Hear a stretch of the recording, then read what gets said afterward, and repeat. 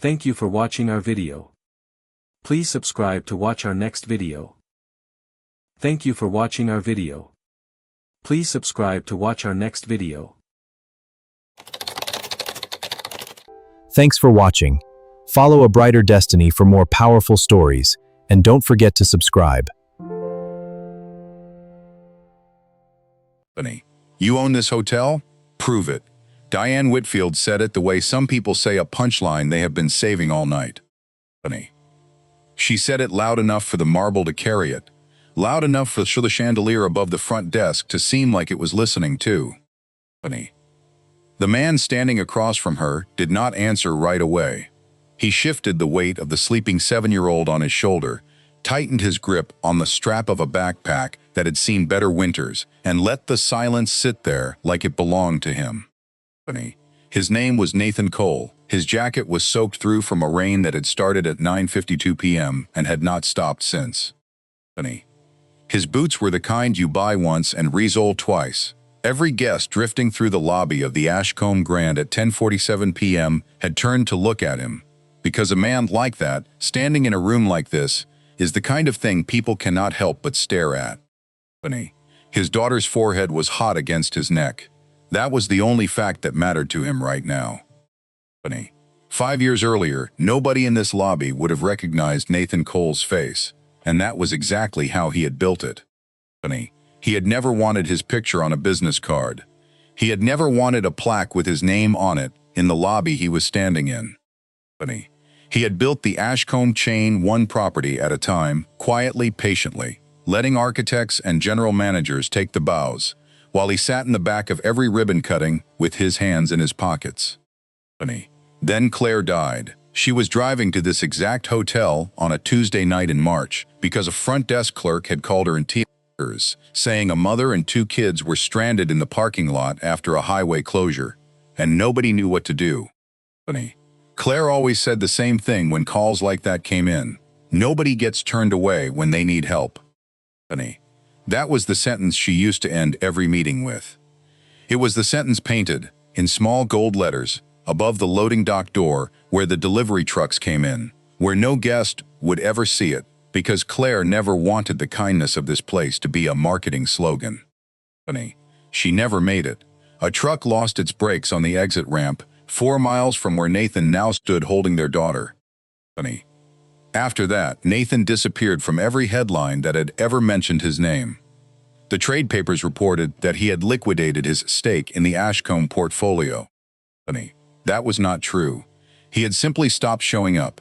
He let the board run the daily grind while he raised Emma alone, and for 5 years, the only address that mattered to him was hers.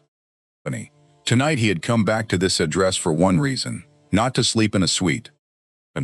Not to remind anyone who he was. He had come because 3 separate emails, forwarded to him quietly by a friend on the board, said the same disturbing thing in 3 different ways. The Ashcombe Grand had turned cold. Guests were being humiliated. Something under Diane Whitfield's management had gone rotten, and Nathan wanted to see it with his own eyes before he believed a word of it. He had not expected to see it aimed at his own daughter. Their flight out of Denver International had been delayed 6 hours. Their luggage had been misrouted to Salt Lake City. A doctor at the gate, seeing Emma's flushed cheeks and glassy eyes, had told Nathan in plain words that the girl needed warmth, fluids, and a bed before midnight. Nothing complicated, nothing dramatic, just basic care delivered on time.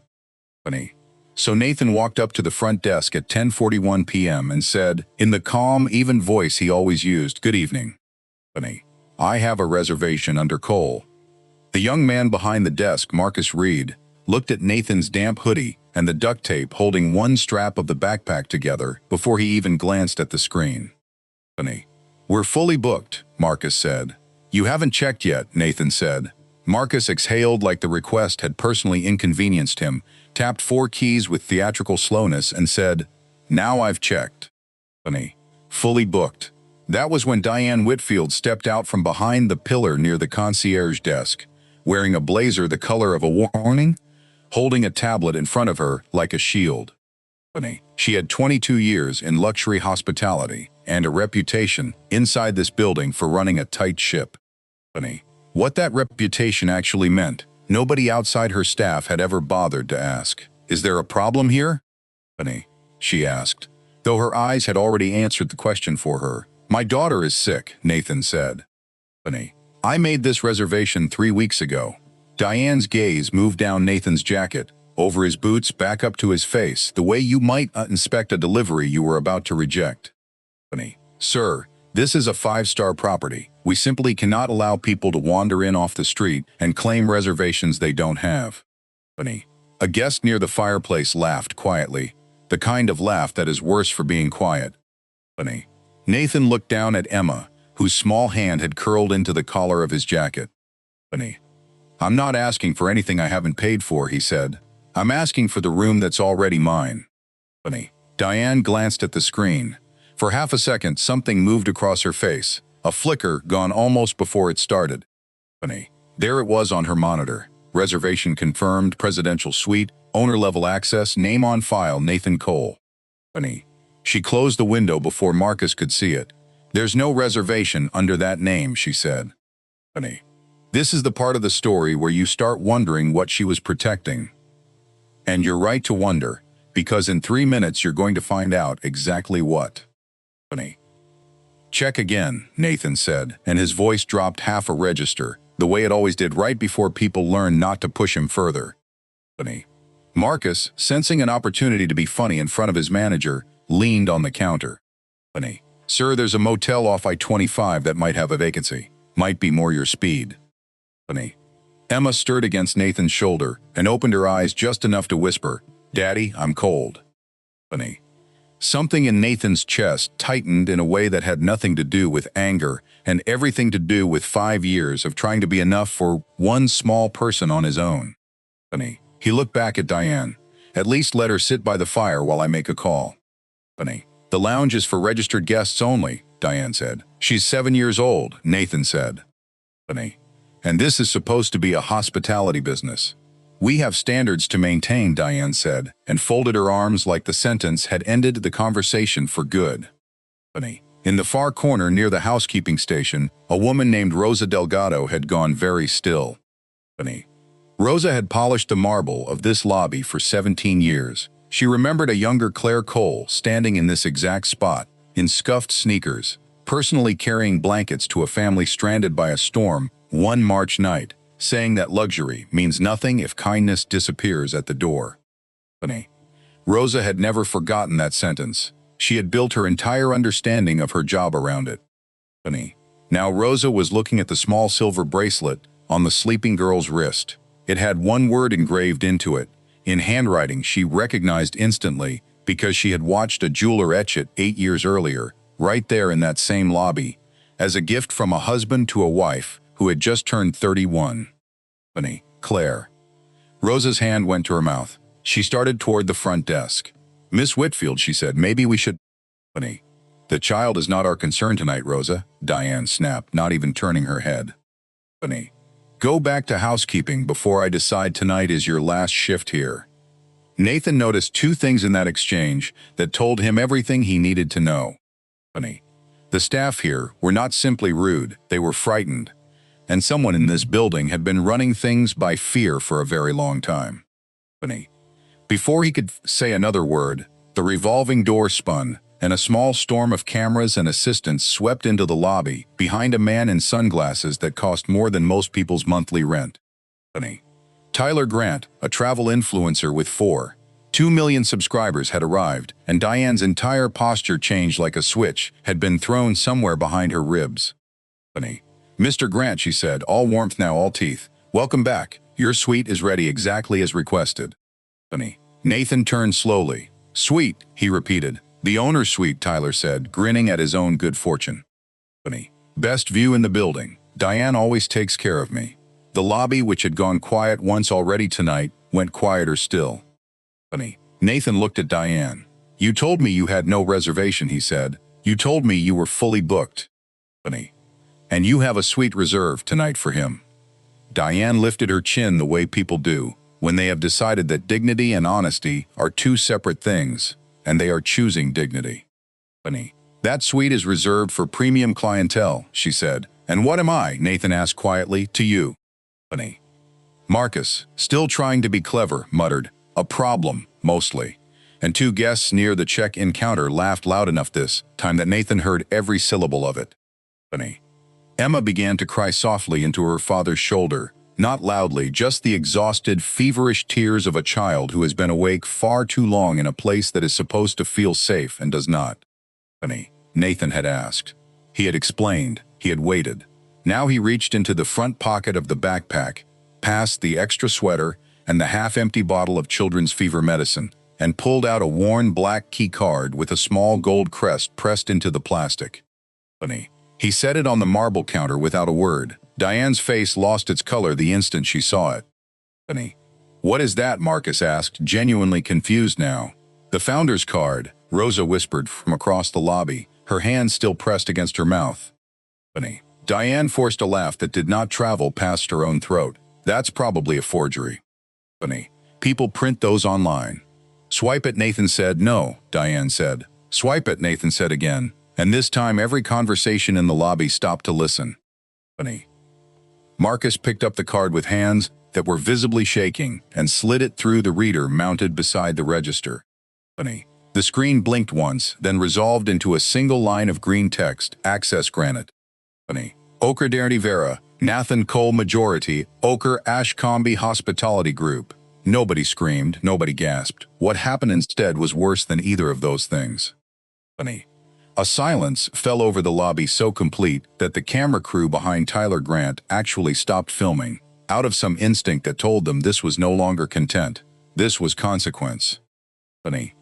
Marcus stepped back from the desk as if the counter itself had become hot to the touch. Funny. Diane opened her mouth and found that nothing useful was waiting inside it. Tyler pulled his sunglasses down his nose an inch. Funny. Wait, he said. He owns the place? Nathan picked the card back up off the marble. Funny. Yes, he said. He did not raise his voice. He did not smile. He turned instead toward Rosa, the one person in the lobby who had tried all night to do the right thing. Funny.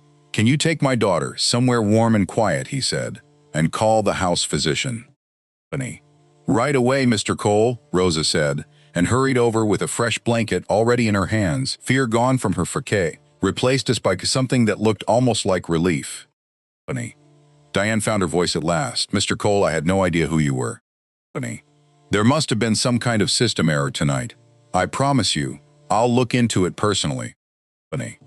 You saw the reservation, Nathan said. It was on your screen. You closed the window. Funny. Her mouth opened, then closed, then opened again with nothing behind it. That was when Emma lifted her head off Rosa's shoulder and said, in a small, clear voice that carried farther than any adult in the room expected, Daddy. She lied. Funny. I saw her close it. 3 words from a 7-year-old undid every excuse Diane had been building for the last 4 minutes. Funny. Nathan kissed his daughter's forehead, told her he would be right there, and watched Rosa carry her gently toward the elevator bank with a second blanket already wrapped around her shoulders. Funny. Then he turned back to the desk. Open the administrative log, he said. Sir, I don't have clearance for that, Marcus said, his hand still trembling on the keyboard. Funny. I do, Nathan said and stepped around the counter. Diane moved to block him, one hand half raised. Funny. Mr. Cole, this really isn't necessary tonight. We can review everything in the morning. Funny. Move, Nathan said. It was one word. It carried 5 years of grief in it, and every ounce of patience he had spent building this place from nothing, with a woman who was no longer alive to see what had been done to it in her name. Funny. Diane moved. Nathan logged into the system with credentials that had not been used in 3 years, and the records began to load onto the screen in front of everyone, because he did not bother to angle the monitor away from the lobby. Funny. He wanted witnesses. The owner's suite had been rented out privately 12 times in the last 3 months. Funny. Cash payments off the books, no record in the official ledger, 11 guest complaints filed and then deleted within 48 hours of submission. Funny. A pattern of no availability messages sent to reservations that, according to the system, had been fully paid and fully confirmed. Funny. And one more file dated for tomorrow morning at 8 a.m. Employee termination notice, Rosa Delgado. Funny. Reason listed, insubordination. Signed, Diane Whitfield. Diane had been planning, before any of this happened tonight, to fire the only person in the building who had tried to show his daughter a moment of basic human decency. "Honey, you were going to end her career," Nathan said, "for being kind." She disobeyed a direct order, Diane said, her voice rising, now sharper, defensive in the specific way people get when they have run out of better arguments. "Honey, I run a professional operation here. Standards exist for a reason." "No," Nathan said. "Honey." She listened to her conscience. "That used to be a job requirement here too." "Honey." Tyler Grant's camera crew, without being asked, had started rolling again. Diane noticed the little red light blinking on the lens and said, "Turn that off." "Honey." "Not a chance," Tyler said, grinning despite himself. "This might be the most honest hotel review I've ever filmed." "Honey." That was the moment an older man in a charcoal suit rose from an armchair near the fireplace, where he had been sitting so quietly that half the lobby had forgotten he was there at all. "Honey." Diane's eyes widened the second she saw him. "Mr. Sinclair," she said, and for the first time that night, her voice cracked at the edges. "Honey." Walter Sinclair had chaired the Ashcombe board for 11 years. Claire's father had hired him personally, back when the company owned exactly one property and a stack of unpaid invoices. "Honey." He walked toward Nathan with the slow, deliberate steps of a man carrying an apology he had been saving up for longer than he wanted to admit. "Honey, your father-in-law asked me to watch over this place while you grieved," Walter said. "Honey, I should have caught this months ago." "You knew there were complaints," Nathan said. "Honey, it wasn't a question. I knew there were numbers," Walter said, looking at the floor. "Honey, refund requests, 3-star reviews, a dip in repeat bookings. I did not know it had curdled into cruelty." "Honey, that's on me." "Honey." Nathan looked around the lobby at the gold light fixtures. Claire had picked out herself from a catalog 8 years ago. At the marble floor she had insisted on, even though the contractor said it would blow the budget. At the guests standing there in their expensive coats, watching a man they had laughed at 10 minutes earlier now, standing in the exact center of a business worth more than most of them would earn in a lifetime. Then he looked toward the hallway, where his sick daughter had just disappeared behind an elevator door. "My wife didn't build this place so people could feel small standing in it," Nathan said, and his voice caught just slightly for the first time all night. "She built it so tired people could feel safe walking through that door. That was the whole idea." That was the only idea. Rosa, returning from settling Emma into a warm room upstairs, stopped near the elevators to listen, one hand pressed to her chest. "The night she died," Nathan continued, "she was driving here because a clerk called her crying, saying a mother and 2 kids were stranded in our parking lot with nowhere to go. She always said the same thing, nobody gets turned away when they need help. She never got here."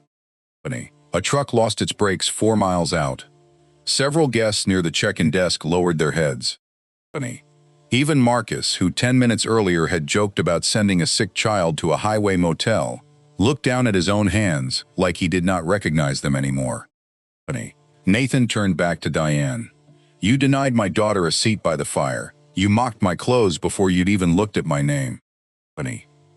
You lied to my face about a room I had already paid for. You've been stealing from this company for months, and tonight you were going to fire the one employee in this building who still remembers what it was built to be." Diane tried one more time, her voice small now, stripped of the polish she had walked in with. "Mr. Cole, please, I have worked 22 years for a position like this." Nathan did not look away. "And tonight," he said, "you worked very hard to lose it." He turned to Walter. "Terminate Diane Whitfield, effective immediately. Freeze every system credential she has. Send the full financial log to legal counsel by morning." Diane's shoulders dropped as if something structural inside her had finally given out.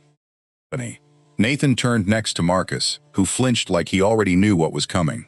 "You laughed at a sick child," Nathan said. "I was following her lead," Marcus said quietly, gesturing at Diane without quite looking at her. Then next time, Nathan said, "Choose a better leader to follow." He looked back at Walter. "Terminate him as well. Effective tonight." Word travels fast inside a building where 200 employees badge in and out of the same 3 doors. and by the fall of noon, 3 former guests had reached out to the corporate office on their own, wanting to speak with the new interim general manager Walter had installed overnight.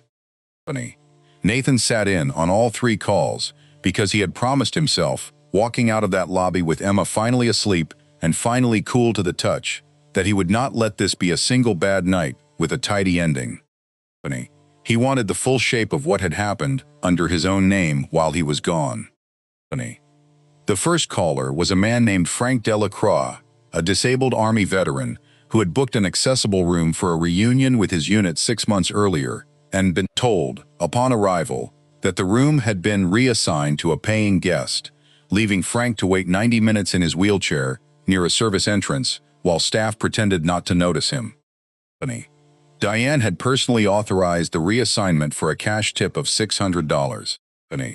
The second was a retired schoolteacher named Evelyn Henderson, who along with her husband had been overcharged $483 on a stay that was supposed to be complimentary as an anniversary gift from their children, and who had been told, when she questioned the charge at checkout, that the hotel did not owe explanations to guests who couldn't read a contract. The third was a night shift trauma nurse named Grace Simmons, who had shown up exhausted after a 14-hour shift to a confirmed reservation, only to be turned away at 1:15 a.m. with the excuse that the hotel did not accommodate last-minute walk-ins, despite her booking confirmation number sitting right there on the screen the entire time. Nathan listened to all 3 stories without interrupting once. Each one ended the same way. His own had almost ended, with a person being told in one form or another that they did not belong somewhere they had every right to be. By the end of that week, legal counsel had confirmed what the system log already suggested. Diane Whitfield had personally profited from at least $31,406 in undisclosed cash transactions tied to unauthorized suite rentals, alongside a pattern of falsified availability records used to bump guests she considered not a good fit for the brand. Her employment was terminated without severance, and the matter was referred to the State Attorney General's office for review of the cash transactions. Marcus Reed was terminated the same week, though at Rosa's quiet request, Nathan agreed to let him reapply for a position at a different property in 90 days, provided he completed a hospitality ethics course first. People deserve one real chance to learn something, Nathan told Walter, not 2 and not 0. 1. Rosa Delgado, meanwhile, was offered a new position entirely, Director of Guest Experience for the whole Ashcombe portfolio, a role that had never existed before Nathan created it specifically for her that week. She turned it down twice out of pure disbelief before finally accepting on the 3rd call, telling Nathan through tears that she had spent 17 years hoping somebody would notice what she was actually doing every night on that floor. 6 months later, the Ashcombe Grand looked, from the outside, almost exactly the same. The chandelier still hung where it always had. The marble floor still gleamed under the same gold light fixtures Claire had chosen from a catalog. But something underneath the surface of the place had shifted in a way regular guests started to comment on in their reviews without quite being able to name it. A new sign hung near the loading dock, small and understated, exactly the way Claire would have wanted it. Nobody gets turned away when they need help. Front desk staff were retrained under a program Rosa helped design herself, built around a single, simple rule that replaced 200 pages of outdated policy. Assume dignity first, ask questions second. Frank Delacroix received a formal letter of apology, along with a lifetime accessible room reservation at any Ashcombe property, and he later became a paid consultant helping the company redesign its accessibility standards nationwide. Evelyn and her husband received a full refund, plus an invitation back for their 40th anniversary, on the house, no conditions attached. Grace Simmons was given a standing reservation guarantee for any night shift healthcare worker traveling through Denver, a policy that within a year had expanded to all 12 Ashcombe properties across the country. On a quiet Tuesday evening in October, almost exactly 6 months after the night it all came apart, Nathan stood once more in that same lobby, This time with Emma beside him, instead of asleep on his shoulder, her fever long gone, her small hand in his, as she looked up at the chandelier, the way children look up at things they've decided are beautiful. Rosa walked past with a fresh set of towels, smiled at both of them, and kept moving because the job, done right, does not stop for a moment like this. It simply continues quietly, the way Claire always said it should. Nathan did not need anyone in that lobby to know who he was tonight.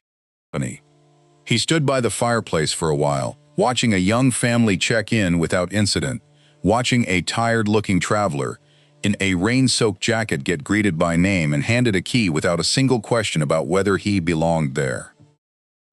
That, more than any signed termination letter, felt like the ending Claire would have wanted. If this story meant something to you, if it reminded you that the person standing in front of you in worn boots and a soaked jacket might be carrying more dignity in one tired hand than an entire room full of people carrying judgment, then do one simple thing before you go. Subscribe to this channel and share this story with someone who needs the reminder that kindness is never wasted on a stranger, because you never really know who is standing in front of you. This story is a work of fiction. Any resemblance to real hotels, companies, or individuals, living or deceased, is purely coincidental. Disclaimer: this story is a work of fiction created for entertainment and educational purposes only. All characters, names, businesses, and events depicted are entirely fictional and do not represent any real person, living or dead, or any actual establishment. Any resemblance to real persons, organizations, or events is purely coincidental. This content is intended to explore themes of human dignity, workplace ethics, and social justice through narrative storytelling. It does not make factual claims about any individual, company, or institution.